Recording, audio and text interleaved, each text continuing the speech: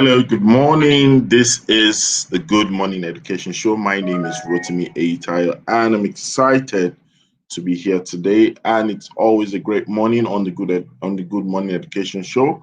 We always feel excited to engage, interact, learn together, share together, and of course, groom ourselves towards ensuring that we are better people, a better sector, better professionals, and of course, to try to make Nigeria education to make Africa's education a better place. And we do this every day, Mondays to Friday. And we're streaming from Lagos, Nigeria, West Africa to the entire world. And if you're connecting with us this morning, we're excited with you. Just let us know where you're streaming from, whatever part of the world. Please mention your name, your location. And of course, as we discussed today, please do make sure you send in a comment, contribute as well. And if you have questions, we will entertain your questions, we will share, we will learn, and we will treat them. And of course, without wasting much time, let me introduce my colleagues, my analysts in the house. I'm going to be starting with Jude this morning. Jude, good morning. How are you? Good morning, Mr. Rotimi. Good morning, Internet, and good morning, the rest of the world. You have to pacify the internet just in case no, there's no protest from the radio frequencies. I thought it's a beautiful morning with everybody today. I hope we're going to enjoy ourselves too.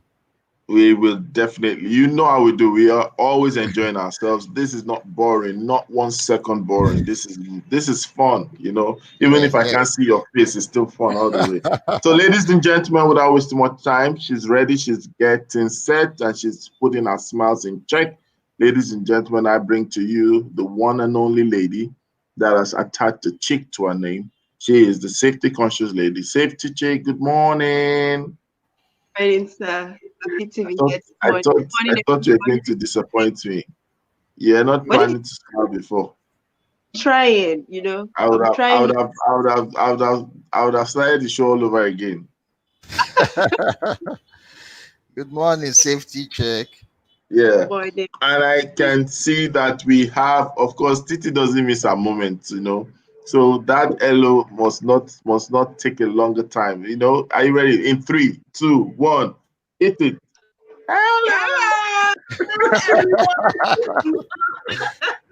Good morning. Let me have my cup of tea. Hey, Jude, thank Jude, you, Nana. Yeah, where's your mug? I'm coming for it. I'm coming for it. No, your mug already is with you. Even is with your mug. oh, oh, I'm So if you gonna ha- hunt. if you have your mugs, please raise your mugs. Raise your mugs. Let's have a I'm, virtual chair. I'm gonna hunt him down. I'm gonna hunt him down. Maybe the mug. Maybe I don't do a mug shot because I don't. This Jude, he He should can not he break. can He go should to not break create. my mug. Oh, he should not break my mug. Jude cannot go to create a mug shot instead of showing his face and now put mug as background picture. Man, that's creative. Oh my God, Thank see the swag from the Republic. Ladies and gentlemen, she's feeling like a king. She's feeling like a queen all at the same time. And she's the one woman Republic. Ladies and gentlemen, welcome KK to the Yeah, show. welcome, KK Republic. Good morning, my friends. Good morning. So we have some fantastic people already in the house. We have Favor Idogun saying great morning, great minds. Oluwadamilola Hafiz Ali saying good morning, everyone in the house. We have Babatunde Ogushuba saying good morning, morning people. And we have Joel O. Olaniyo saying good morning, GMES team. We're feeling like a special force, like a SWAT team kind of. So good morning. Thank you all for joining. Please do keep your comments coming in and let's know where you're streaming from. So let's head over to the news. We have a fantastic topic today. And if you're a teacher out there, Adeni Capital saying good morning. Good morning, Adeni Capital. Thank you for joining. If you're a teacher out there, if you're an educator out there, a professional out there, whatever you are out there, just ensure that you come on the screen. We're going to be sharing some fantastic stuff, some important stuff today. And before I share the topic, I just want us to take the news and we'll take a little bit of time to talk about the headline news. And then we'll come back to the matter of the day. Stay tuned.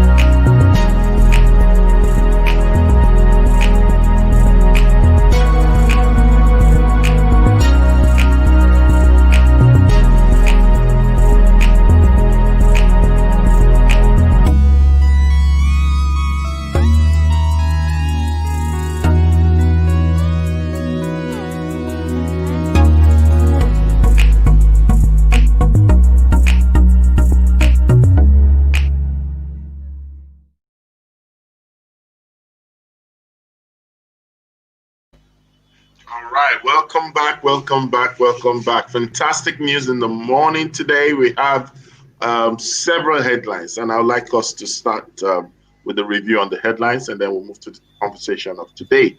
So, who wants to take it up first? Who wants to share what headline caught your attention? What would you like to say? What would you like to I'm speak I'm about? I'm more intrigued with the disengaged teachers, the thousand teachers at Nasser.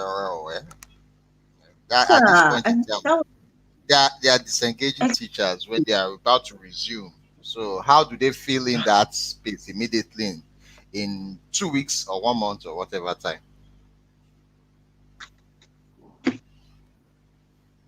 Are you asking me to answer exactly. the question? The truth is that we can't even answer the question if that's what they are intend doing. We can't even answer that kind of question because it really shows maybe something is really wrong somewhere. Because if the teachers have not been engaged for the past 5 months, so where's the qualification issue coming in? If they have not been engaged, since they are public schools, definitely they have not been online, except they are judging them by their lapses in conducting online classes, if that is what they did anyway. But I don't know the criteria for that, but it's strange that we're about to resume school and you are disengaging teachers. Mm. So what happens to the 1,000 is not like 2 teachers or 3 teachers, 1,000 A plus, lot. right? A lot. In one state, not a country, Yeah. one state. Yeah. Lot. And I think it's So just, following what Jude just said, what's the criteria for disengaging them? Why now? So that obviously means that that state is not ready for resumption. Because where do you get another 1,000 teachers who are ready, trained, have an understanding of the students, of the systems that have been running? Within how many weeks are you going to train these teachers? So I don't know why they did that, but whatever the reason, they had better have a really fantastic backup. even in Lagos with high skilled teachers, you can still do that in Lagos. You face teachers. You don't just sing. I think we need to accommodate certain realities. We shouldn't be too shocked. It doesn't make it better. We are actually victims of perception in this situation. So you see, a lot of times people who are speaking like you're speaking today, you're speaking from the industry perspective. So you're an industry professional, you're an expert, you understand the dynamics of what it takes. But in some cases, when you look at the people who actually have the power to implement or to execute, they're actually coming out with an agenda. So it's possible that their perspective is just looking at figures, numbers. Training is a matter of days. Maybe you do a crash training course. After all, specific in terms of resumption. I'm telling you, I'm sure people will agree with me. Sometimes when people are too agenda focused, right? They don't look at the whole need for systemic arrangement. They just look at it and say, you know what? Let's get the deal done. Let's get the people in. And because there will always be people seeking employment, they might not mind to sacrifice process just for getting it done. And they are bringing people who are going to be worse off than the people they are taking out. Well, we can't totally say that they will bring people who will be worse off. But what I'm saying is where our concern should lie is how much of process are we sacrificing? Because there was enough time to have actually ascertained whether there are people who are qualified or non-qualified. And in some cases, you know how these things make news. Sometimes it's just, there are some things that are beyond the surface. So I don't really jump on things like that because I remember the Kaduna thing. And I was practically involved. We went to Kaduna. We safety T, can't you remember? Okay, no, you're not in the. You didn't join the first one. Yes, we went to do groundwork, and don't believe the headlines altogether. Take it with a pinch of salt, right? This one, the education minister, let's he or she here. Talking about headlines and the fact that there might be more. How about the education minister putting together a committee to think over reopening of schools? And in my head, I'm like, wow, just thinking over reopening of schools, Okay, I thought you were appointed to be in that committee. Your name is on the list, actually. My name is on the list? Just in case. If the public is looking for who to get, here's the woman to get. We need to go to work really quickly, isn't it? We're like a few weeks. I saw KK's name. I saw Titi Adeus's name. In fact, Titi Adeus, co-founder, Nigeria. But I have to agree that it seems late. I would have thought they're bringing about the recommendations by now. It just seems very reactive. Because if you just form a committee we have their instructions, committee we do this, committee we argue back and forth. When will the recommendations then go through another vetting before it's actually now implemented? It just seems late. It seems very unfair. So for me, it's sadness. But in the end, let's look at life as a marathon. Sometimes Yeah. better late than never. So maybe we Than should never. thank for that. Exactly. Yeah, we have a committee, and we hope that they put people on the committee that are reflective of all the stakeholders. So don't just put people from one sector, whether only from public, only from private, or only from high-end private school, not grassroots private, low cost. So let's have all the stakeholders in this committee. Let them look at things and let them be very objective and very honest in their recommendations, knowing the realities of what's on ground. Some things are just they're just not possible because there's no money for them, even as you think of resumption. But I think I need to comment. I think it's Osun State. That's the headline that caught my eye. 1,620 people being trained. So I think for me that's the most important thing right now. Training the teachers. Readiness. I was looking at. I saw a headline, not a headline. Someone shared something about Isaac Newton and said it was during a pandemic like this that he stayed at home and used that time to go through all his calculus and come up with so many things. So it's important that we're using this time to build up the teachers, especially those in the public sector. I'm hoping that private schools are already doing that. So this is a time to build, this is a time to deepen, this is a time to close the gaps. That's what I would say. So well done to Osun State, and I pray that all the other states are doing something similar. At least start, even if you are not thinking about it, start now. Really, at least I can say I spy with my little eyes. A lot of states are doing a lot around resumption readiness training. I know Lagos State is doing a lot on that at even different fronts. I can tell you that Subeb is up for something this week as well. And there are other people doing stuff, right? I think most times we've always had the issue of messaging in education. The things we should come out with in a very strong manner, we don't come out and we don't say them the way it's said. So sometimes there are good stuff happening, but then they don't get the kind of praise that they deserve. And the way things happen now is what people see that people will say something about. I think we can do a lot more with positive messaging in the sector, even from the federal as well. Fantastic things that keep happening, but we don't always have that messaging that keeps people either informed ahead of time, that keeps people, connected. In other situations, even in politics, you find out that, especially if you remember election period, you're always having like up to date, back to back, up to date, things that keep people informed, as it were. We need to adopt that kind of clue into some of the things that we do in education so that people know. Because sometimes look at how we are analyzing, and thank God that we are objective people and we're looking at things from different angles. Sometimes even it makes it difficult for you to analyze trends within the sector. It makes it difficult for you to even project and profile what should be ahead. As a strategy, sometimes clients rely on me to be able to say, how can you profile the next curve? How can you profile the next trend within the education sphere? And you don't want to just say something out of gut feeling. You want to say something that is informed. You want to say something that is predictable. You want to say something that has a pattern that you can actually say, because of this and this and this, we need to tilt towards this, and that's what really makes planning a lot more better.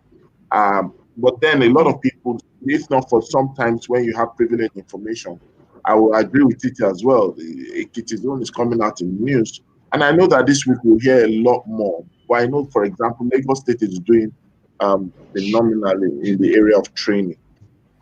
Yeah. So, safety, do you want to say something?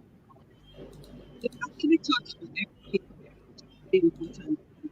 We can move on to today's topic. All right. How about Jude? Jude, do you want to say something? No, I'm good.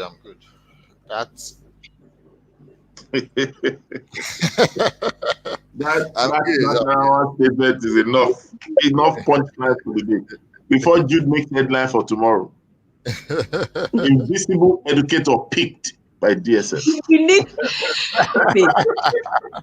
Rotimi, I like Joel Onaniyo's comment. You just flashed it now.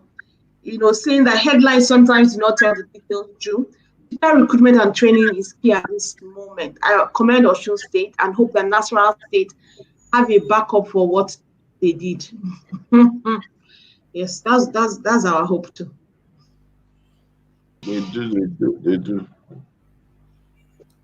All right, so let's head over to the conversation of today. So if you're watching, once again, this is the Good Morning Education Show, and we'd like to say good morning to you officially. We thank you for joining, and we thank you for also commenting. Those of you who comment and always connect with us every morning, we're always excited that you spend your money with us, and I know it's always a great time sharing with you as well.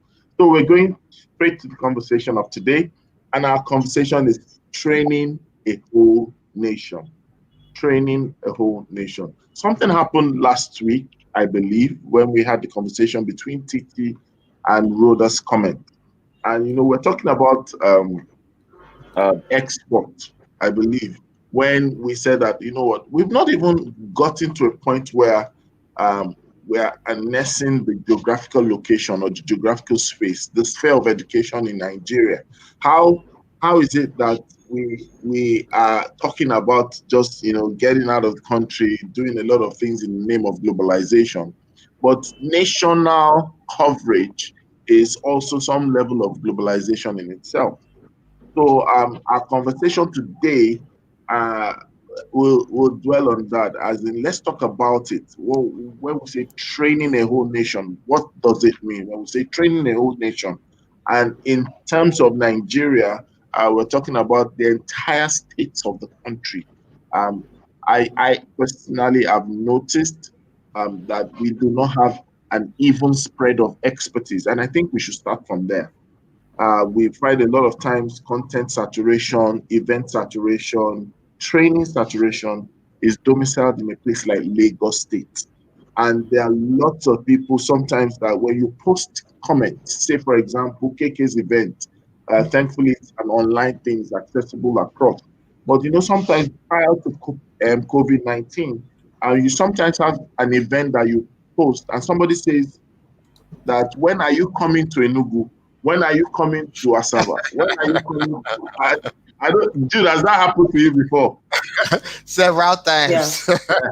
Yeah. And it sometimes gives me that feeling that it's like we've made some people, and I think we've spoiled some locations. That's why sometimes you have some trainings happening in Lagos, even when they are free. The energy and the effort to get people to participate in a field training, you think it's being paid for at a premium level.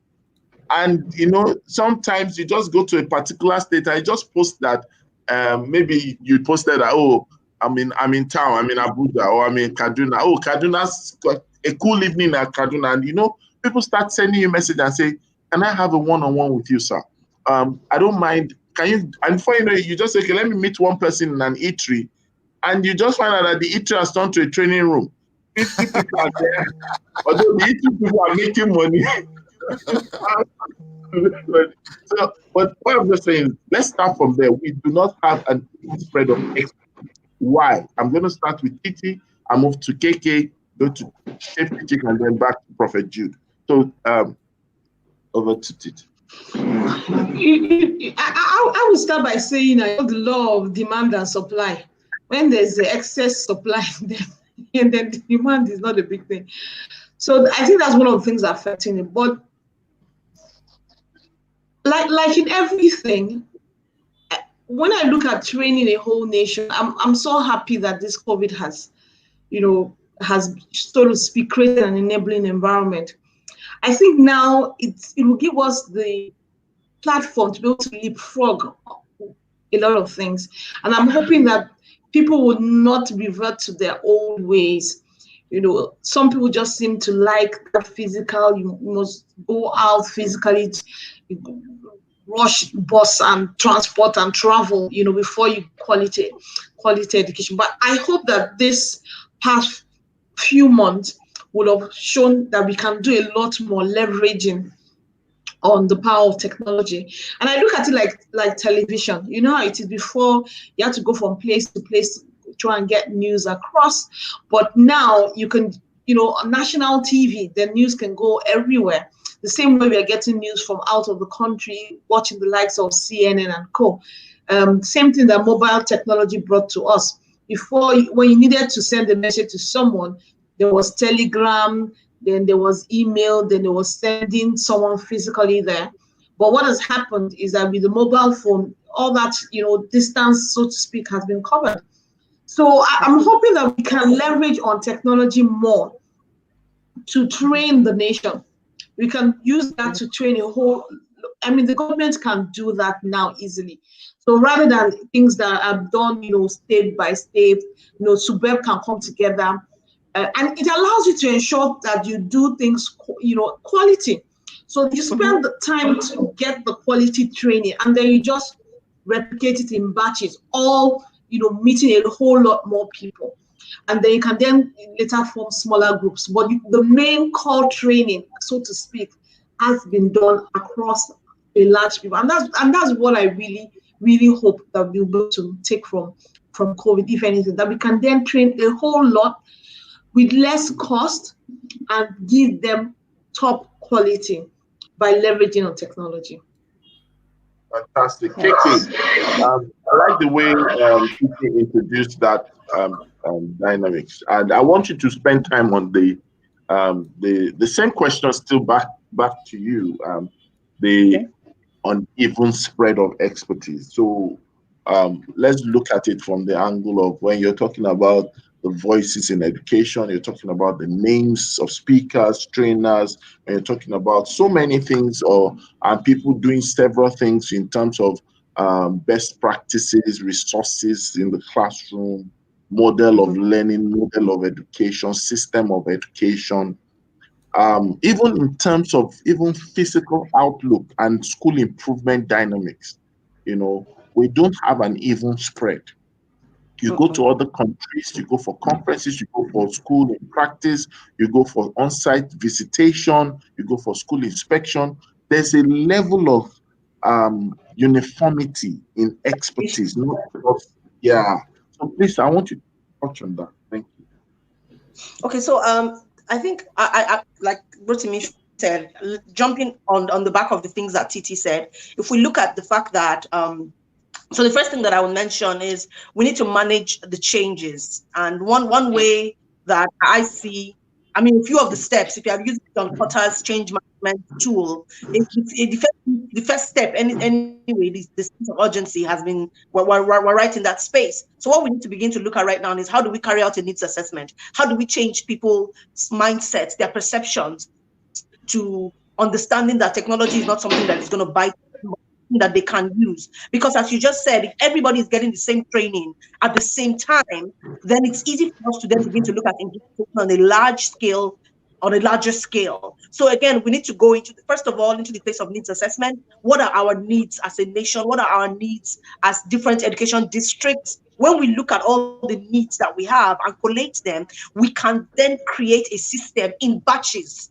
that addresses the different needs. So it's almost like we're putting everything in boxes and saying, okay, you guys in this box, this is your need. So by the time we pull people up to at least the standard level, then we can almost like a first level. So you have first level, you have a baseline assessment, a mid-line assessment, and then top line. So when we put everybody on the same place where there's baseline and we can all touch the baseline, we can then begin to step that up. So in terms of people and the names where we have concentrations in different states, the reality is with technology, all of that barrier is actually broken down. But if people do not understand, for example, how many people are on this Good Money Education show? Not a lot. And when I come back and look at the views, I'm like, what's going on? Why? Because people do not understand the power of technology yet. We do not understand the fact that, look, I don't have to be in the same physical space with me, but to get the content that I have. So I believe that we should go into a space of the first level of education is to educate people that, you know what, technology is great and this is how you can use it.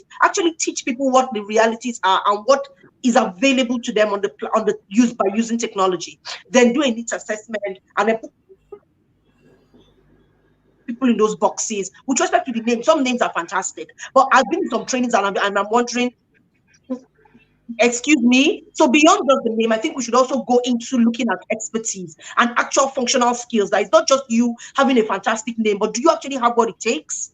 So we should get out of that, that name. I like name, but waiting there for back of the name. Let's look at that. I hope I was able to do Is justice there to a that. republic behind the name? Is that what you're trying to say? There must be a Yeah, republic very. behind the name, right? Okay, okay. So, safety chick, I'm going to ask you this question. All right, now, safety chick, we've done a lot together. We've come a long way, right? We've traveled different places together.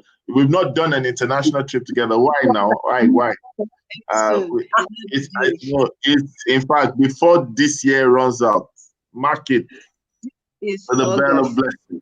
We're End going to of go on August. international trip together. All right, so let's go straight to the point. You were part of the education storm that went towards. We went to Kaduna, we went to Abuja for the education storm, and it was really intense. It was really intense. We, I know you are smiling. We actually had something similar to the topic of today, training a whole state. And when we were going with our approach, we wanted to talk to the parents. We had opportunity with the parents. We had the opportunity with the students themselves, the opportunity with the school regulators, and then the school owners and school leaders. And we did that 1 week in Kaduna, 1 week in Abuja. What was your experience like? And especially in embracing your own, subject matter of expertise, and how do you see that? Because I'm sure most of us, we have to compare notes to say that, what, there's a lot to do. What was your experience like? Please share with us. Okay, so thank you so much for that question. It was interesting. Many times it's so easy to stay in your part of Nigeria and make decisions on what is going on in other places. But until you go there and see for real, that's when you would understand where the work is and where the problem is at. So, for example, we had this amazing event that was planned, and at some point we really had the numbers and all that, but in some places the numbers we expected did not come because of certain click things, certain almost cabal. And you see, that is something that really needs to stop in this country. When we see something that is of value, we need to focus on the value and stop saying, oh, it came from so and so partner, so our group of schools, we are not talking to them, so we will not show up at their event. And come on, if we always put the interest of the children, the interest of the country at the forefront, it makes it easy to make decisions. So when you find yourself having that conflict of interest, the first question is this going to benefit our children? Yes. Is this going to benefit our educators? Yes. Is it going to benefit the country at large? Yes. Once you can answer that, every other thing becomes irrelevant. Whether it came from one cabal or from the other caucus, that shouldn't be priority. So yes, it was really a great experience. The teachers who came, the students, they really wanted to learn. It was fun. And I was teaching on safety, right? And I could see that they loved it. Many of them had not encountered it from that angle before. So it was a good experience for them. But I could also see that there was more that could have been done. We could have had more people, for crying out loud, because this was something that was supposed to benefit the states we went to. But in as much as we had some level of numbers, I feel like we could have actually gotten more. But again, you see, it comes down to people's experiences. Many times I have realized that the experiences people have determine how well they are going to give out their own output. So if maybe you are like me, you've traveled across different states in Nigeria, delivering your stuff and then going out of the country and doing the same, it makes it to have this global mindset. And so you're always thinking of doing things at the next level. But someone who has done everything within their local government, and emphasis on local government now, that means you've never gone to some part of the other local government. You've only done things within your local government. You have not gone on Facebook to see what other people are doing. You're just within that your own space. It will be difficult for you to reason at a certain level. And so your experiences, your output will just be there.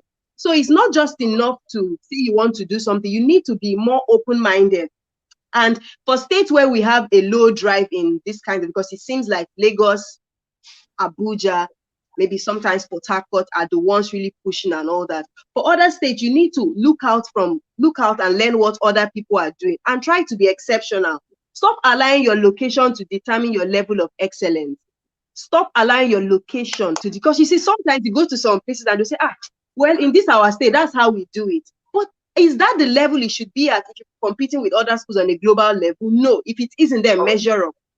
I would like to stop you at that. In fact, fantastic. I'm ringing the bell. I owe you an international trip. Safety check. Receive it. All right. I received. What's happening? We have Eben in the studio. Eben, what's happening to your hair? Afro juju. Is your hair the new curriculum? I just decided to form a new style, it's four different styles. We need to name this style.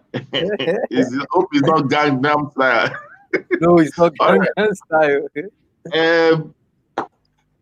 Mr. Jude, I'm going to bring this question to you, right? And you've always had conversations around this as well. But I want us to pick on where Safety Chick was really talking about. How do we ensure that training a whole nation is not a prerogative of just personal drive, right? Are there benefits? And if there are, could you just elicit on just one or two benefits that people can understand and probably pick a point when saying training a whole nation? It's not just facilitator side or dimension of things. Training a whole nation is the nation itself looking at itself being trained, the recipients of the training yearning and making training possible. I'd like you to share your thoughts on that as well. I've always been a proponent of training, upskilling, reskilling, and all that, and I've always seen it as a way of actually developing the whole body rather than just one part of the body. So if we're relating it in relation to education, mostly, you find that training a whole nation, and it has been left to private sector. You have the British Council doing the connecting classrooms. You have different private sector begging the public sector to upskill or to reskill their educational profession or expertise, and you find that it's becoming more like a nuisance in terms of you hear cases of you go to train public schools and they are telling you you are wasting their time, or they have somewhere to go, so it shows the goal in question. Because when people are very comfortable with where they are and they don't have anything driving them, and they are not what do you call it, the outcome of what they are doing is fixed, in the sense that, okay, just make sure student pass, like that is your goal. So they might not want to do more than that. You get it? So it's a human factor. But my solution will be a very drastic drive by the federal government. At least there should be expectations. There should be expectations in medical field. Maybe we should take a cue for medical field. If you are running a hospital, right, you would have every year, before you renew your license, you should have gone for certain training points, right? So each training you go for, you earn a point and all that. So it gives you that what they call it, leverage, that you are still upskilling or you are still reskilling in your profession. So maybe we should have similarity. I think in the US they do that with teachers. Teachers get points for trainings and it's recognized and all that. So maybe we should have set that kind of system here, so that at least, even if you are doing it for certificate, at least you are doing it consciously, because you need to be maintained in your profession and you need to know what is happening. Thank you so much. Yeah, Jude, honestly, that was what I was just going to say. I think that's really it. Sometimes, you need to give people a nudge. In most countries, it's required that teachers reach a a specific level of CPD, that's continuous personal development. Yes. And it's required for your license, so to speak, to be renewed. But what I would say is that in Nigeria, you don't make it something that becomes a bottleneck. I mean, I feel that with technology, let all these things be just automated.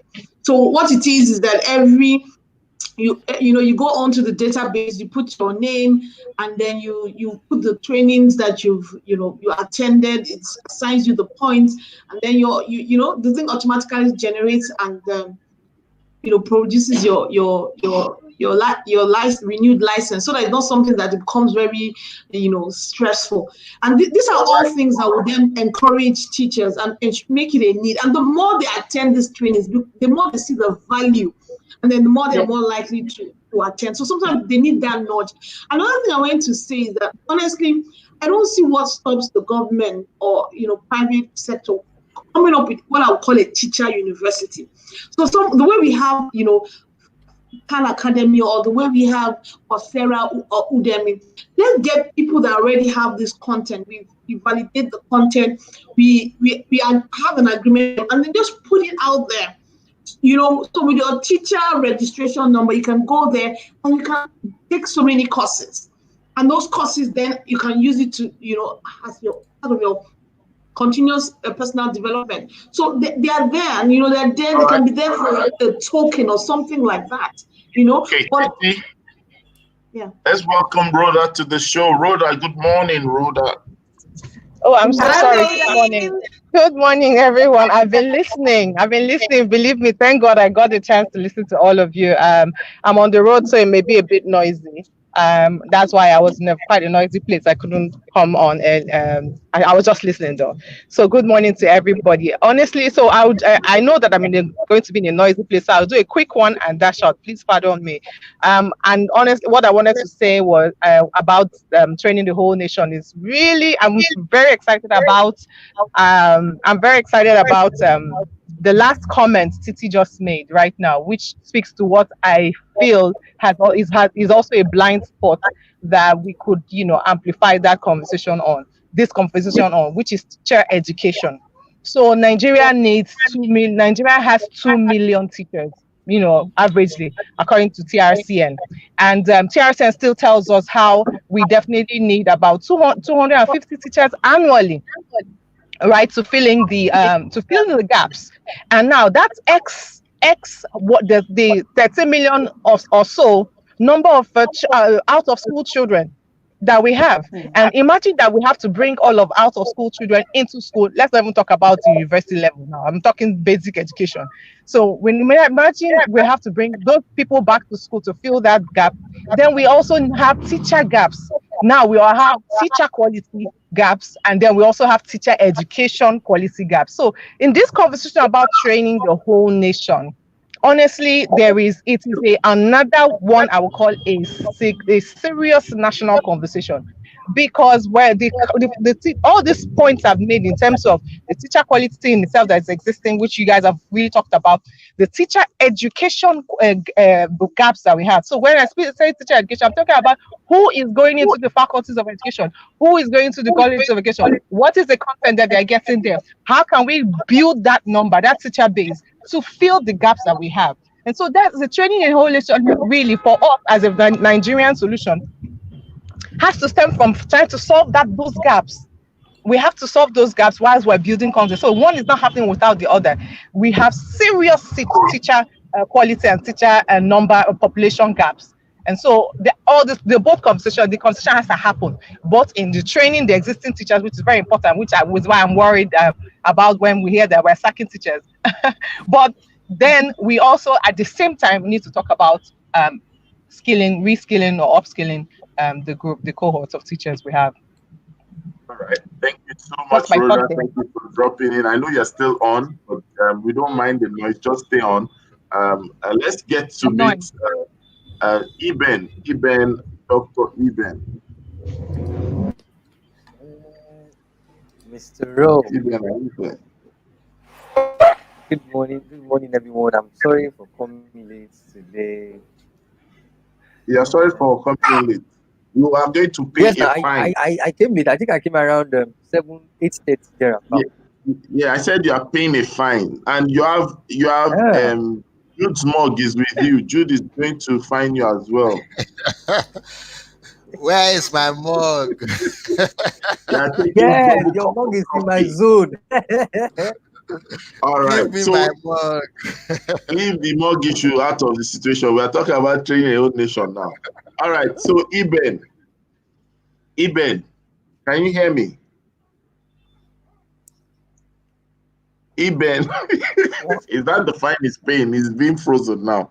All right, when Iben is back, I'm going to ask a question. I But can't before then, let me just help hear you. you. Are I you think there, the Iben? network over here. Oh, sorry about that. Yeah, Can you hear me though? All right, I'll come back to Iben. So let me just play. I don't want to use the word devil's advocate, but let me just play a nice advocate. And let, let me. So sometimes we need to accept our realities in this nation. And why I'm saying that is because sometimes we say a lot of things expecting government to do certain things, and we know fully well the outcome of those things. Um, and if those things are fantastic, look at what Titi said, fantastic teacher university. Coming from a mind of a scholar, expert, geek like Titi, you know, um, I think that we need to ask ourselves, what can we do? If we're going to train a whole nation, then the nation itself must actually be a part of it. So we who are educators, who are doing stuff, and we who have been able to do a little bit of uh, things within the education sphere, I think we should take the bull by the horn, right? Safety Chick will remember that that experience that we had going to Abuja and Kaduna. Even remember, you were part of the first trip to yeah, Kaduna. It Kaduna. was self-sponsored, right? Nobody sponsored us. It was just and we've done a lot. And I don't want to use myself as an example, but I've also had the privilege to tour about 29 states of the country. And it is until when I discovered what I'm about to share with us, and I'd like us to write this down if you don't mind, that I understood the real need and how to approach that need. We need to understand, number one, for us to train a whole nation, we have to think of numbers. We have to gravitate towards numbers, right? Rhoda said that we have about 2 million teachers in Nigeria, approximately, and we need 250,000 every year, meaning that there's a churning cycle every year. And that's just teachers.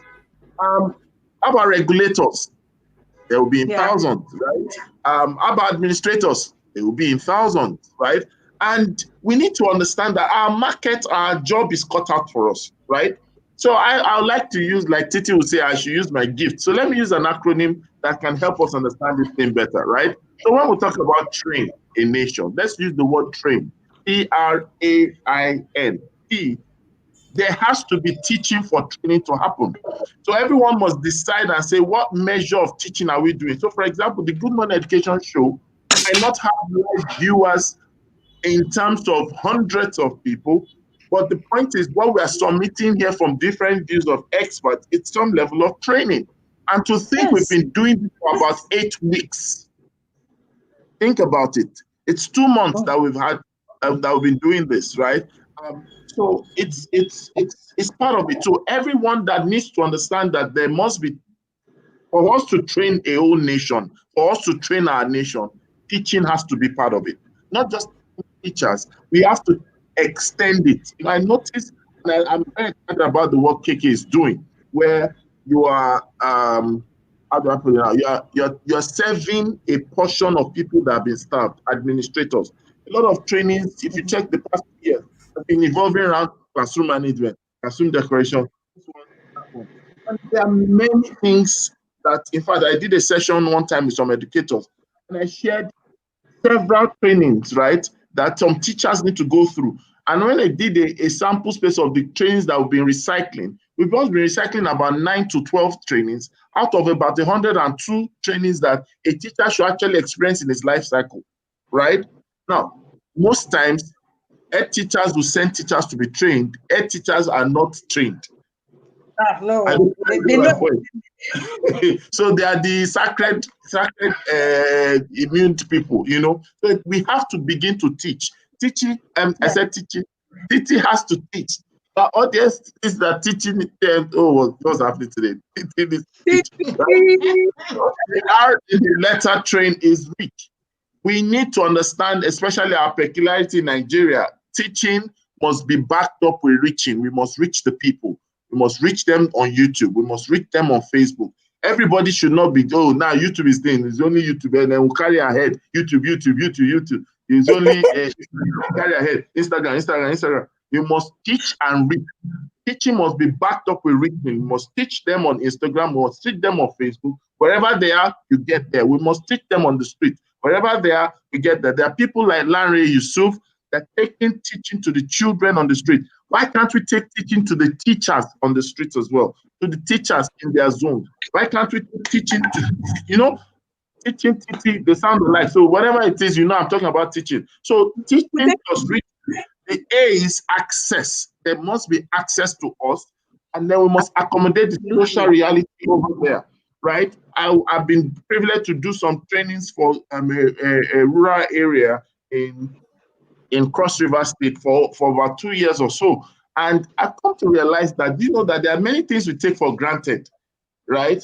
That these people just wish they could have a bit of the experience of facilitation that we have, right?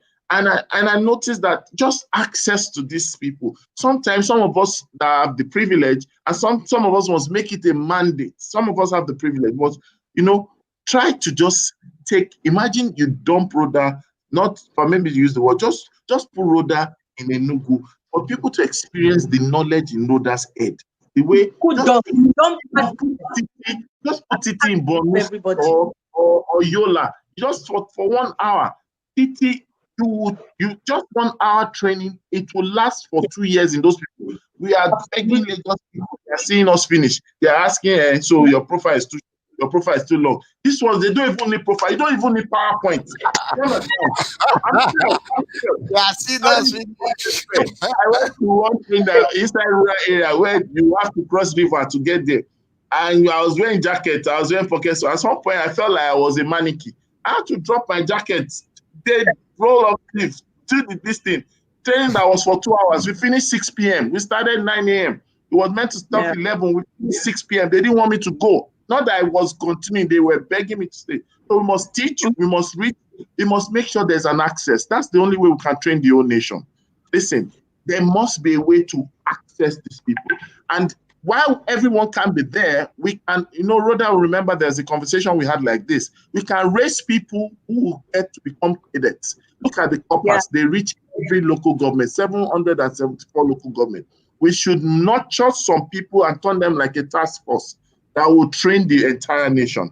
Do you understand? And then, of course, you have the R, then the I, you have to inspire. Listen, I hear a lot of people dishing out insult on motivational speaking and all those things. And inspiring doesn't mean motivational speaking, but let me tell you the truth. Motivational speaking industry is a multi-billion-dollar industry. So it's ignorance that make people. Motivational speaker will tell you this. They will show a cat. They will not show the picture of a cat thinking it's a lion. Listen, all those things it's let me tell you this, and I want to submit this. If people say that, it's an expression of ignorance, and when you continue to be ignorant of something, you become an ignoramus. Why am I saying that? Because you can't dish a trade because something didn't work for you. Everyone needs to understand. If you are full, you cannot abuse someone who is eating because you are full. It's the hungry person that needs food. Do you understand? There's a place for motivation. There are certain things. Listen, the state at which some people teach. Some of us, we see aluminium glass. Some people, it is only bush they see. There's no source of motivation. I've gone to different parts of the country. That's why I'm saying this. You need to get to inspire these people. Inspiration that will last more than 2 hours or 1 week. Inspiration that you infuse in them that will last them till they see you next year. That's the kind of inspiration.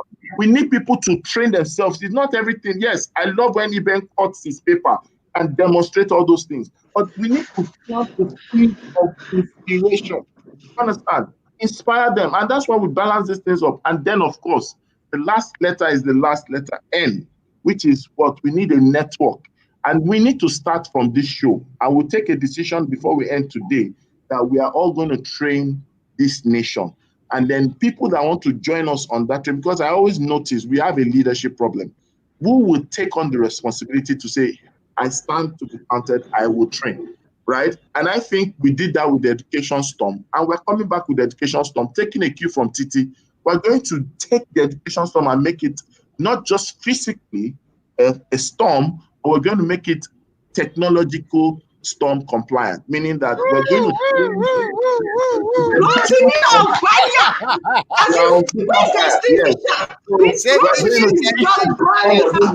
storm. You're going to have access because to the storm. You're going to inspire through the storm, and we're going to establish network through the storm. That's the way we can train the whole nation, and I believe that it's possible if we all decide to. If KK can be a republic, then imagine 7 of us. What are we? A continent.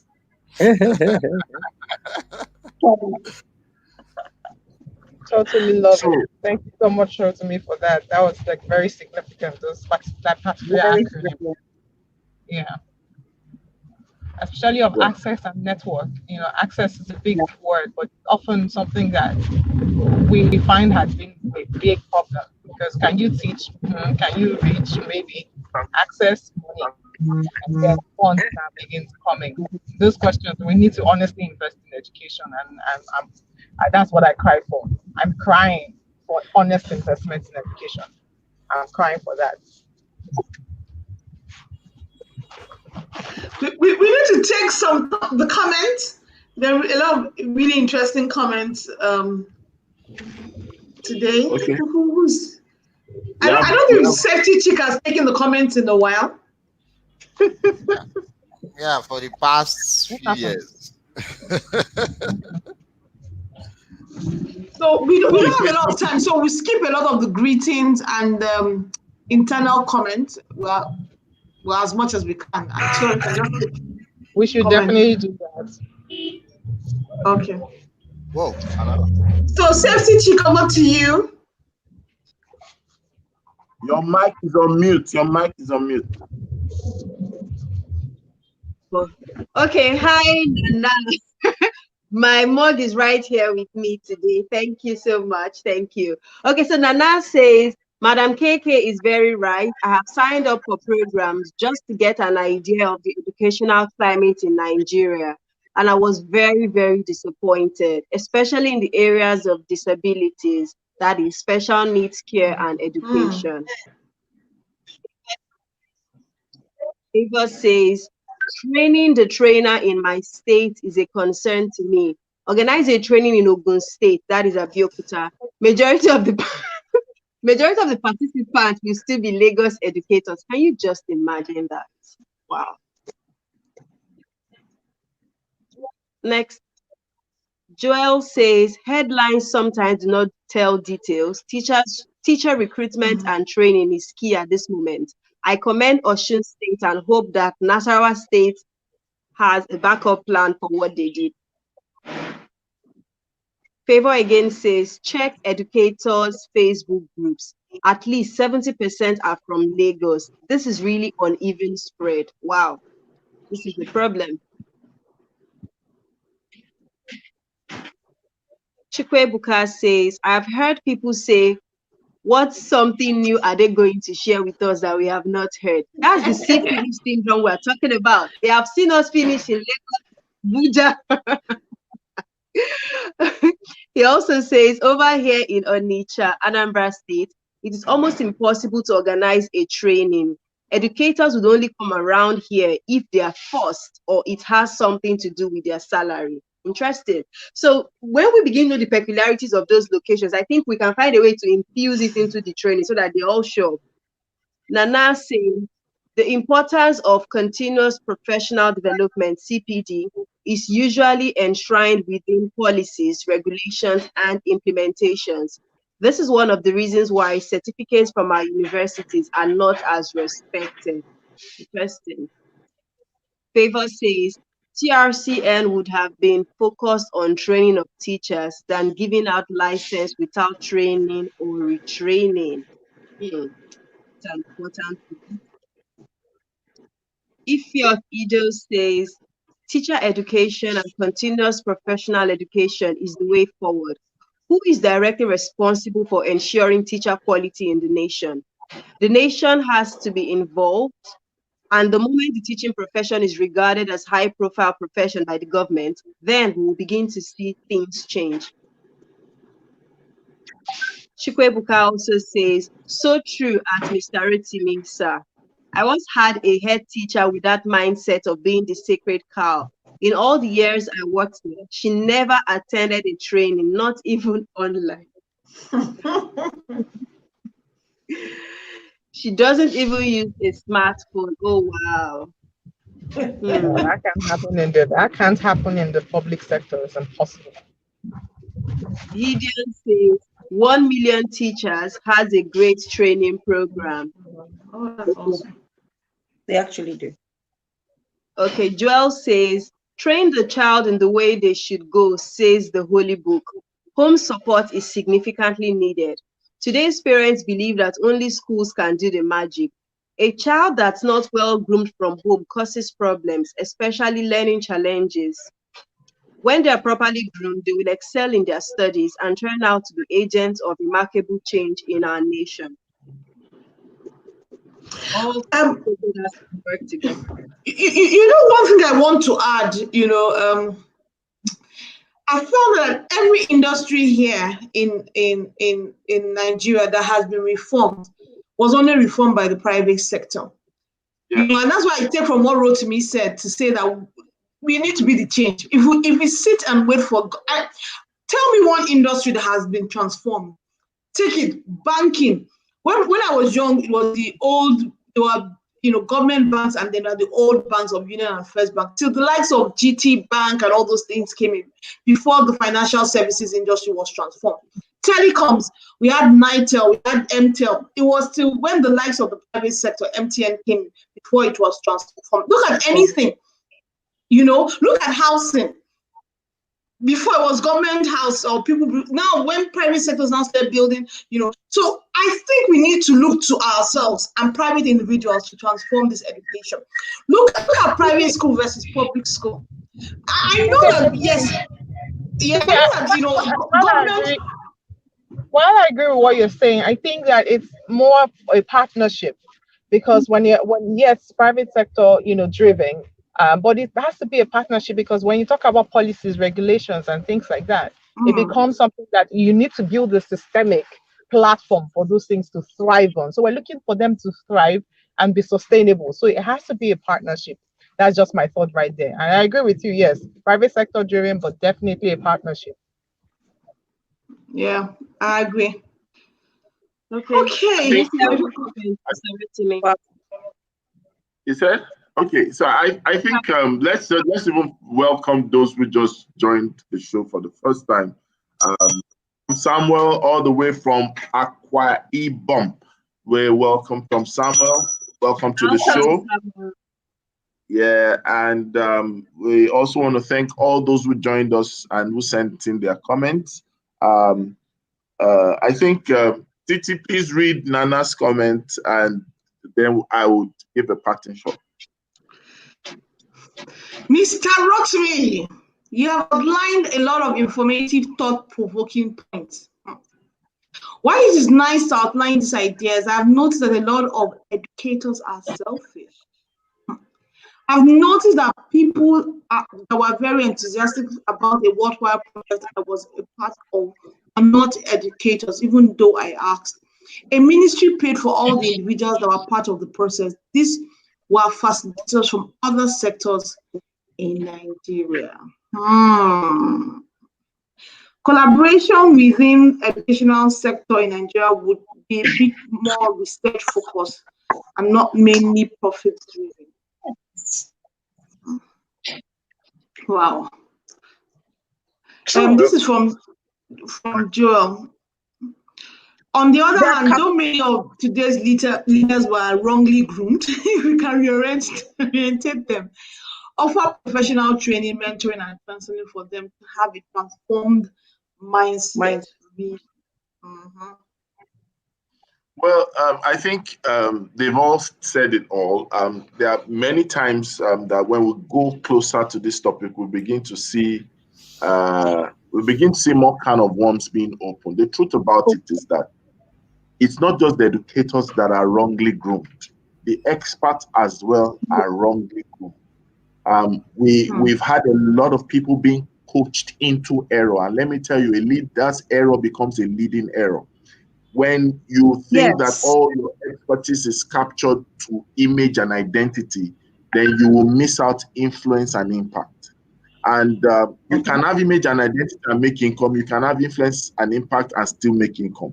But Oh. a lot of times we put too much energy in the name you should be called rather than the Mhm. impact you have. Okay. So I see on the street of social media, everybody is a coach. And so whenever you tell somebody that one of the instrumentality of your intervention is coaching, people almost look at you like you have AIDS. Why? Because they feel that a coach is going to scam you. That's the truth about it. And it also makes it almost difficult for you to say, oh, there's nothing wrong for me to say, my name is Rotimi Itai and I'm a motivational speaker, right? Understanding the dynamics of the industry, I can say that, but someone say motivational speaker, is that what you are doing? You are jobless. But don't say that there is a motivation. I've heard someone say that there's nothing called. I've heard someone say that, a very pronounced and profound person say there's no such thing as speaker. Are you a public address system? You say you're a speaker. No, sometimes, That's an orator now. Orator. sometimes, I wish I have privilege to stand. Those are kind of people I like to share my energy and fire and expertise with Oh because yeah. it's not act of ignorance. Even understands what I'm saying. You cannot demean an industry if you don't understand the principle of enabler and amplifier. You cannot demean an industry. The coaching industry is multi-billion. Now we have a lot of people not understanding that they think the naming of being a coach makes you an expert being a coach. It's not the same thing. An education sector needs to wake up because a lot of us are being nurtured now to become name wobblers instead of impact peddlers because of this. I'm a mathematician coach. Where is the math influence and impact that you are passing across? And I like the fact that Ugochi is coming up with something on how to become a global brand and understanding the language of global value is very preeminent. It's not the name. You might even be your normal name that your parents gave you, right? And the value is there. You don't have to have one. Everybody now here safety chick. Now, before you know it, educators start saying educators chick. Maths. Is by the Anyway, sorry, I have to stop at this point. So I'm giving that one out. our goal is to train a whole nation, and we will. From the Good Morning Education Show, we are committing ourselves, and I love the fact that we have same minds, we are like minds, we are professionals, we are experts in our regard. We have the creativity there, we have the tech there, we have the safety consciousness and social development there, we have the school administration, we have the tech, we have everyone there, we have RODA, we have curriculum, and we will stand by saying that we're starting with the education storm. We will talk amongst ourselves, we'll tell the nation what we plan to do, and we will lead the way for others to follow. It's been a great time talking with you all today. Thank you all for the comments. Sorry, Nana, Joel, Ifyo, the great, all of you. Now I'm going to end the show with one of the educators who is in our show today. She's a saxophonist. Her name is Abigail. She's going to play a song that will match us into the reality of training a whole nation. She's going to play a popular assembly song that is more or less, oh, when the saints go marching in. Now, this time around, we're flipping it and we're saying, oh, when the educators go marching in. We're marching in to train the whole nation. Abigail, if you're over to you as we sign off today. Abigail, over to you.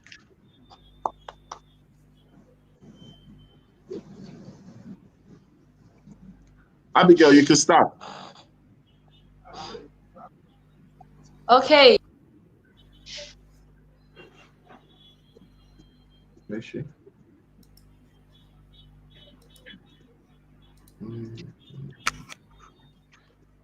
Well, we're trying to connect with her. If she connects with us. So anyway, while she's trying to connect, Titi, the last words. Iben, your last words. KK and Safety Chick and Okay, well, I think my last word is we can, and it's the little steps that would get us to our final destination. So we can. Let's all start to move forward to take the steps to train the nation. all right.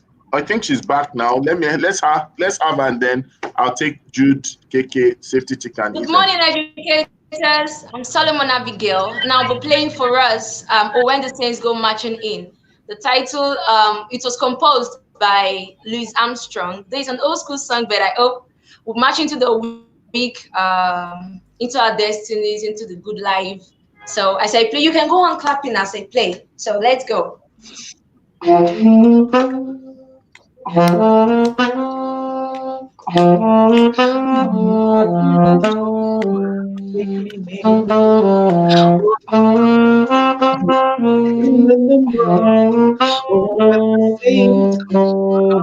can clap.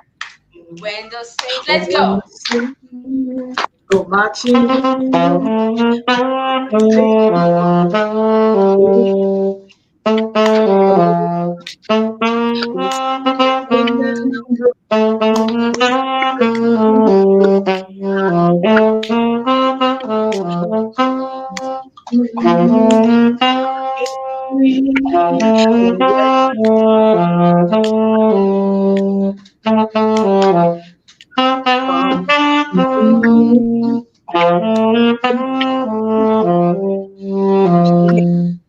So you go into the week and enjoy your week. Thank you very much. Welcome. Thank you. That was nice. Fantastic. So, Jude, 1 second quickly as we wrap up. Jude, Safety Chick, and Iben.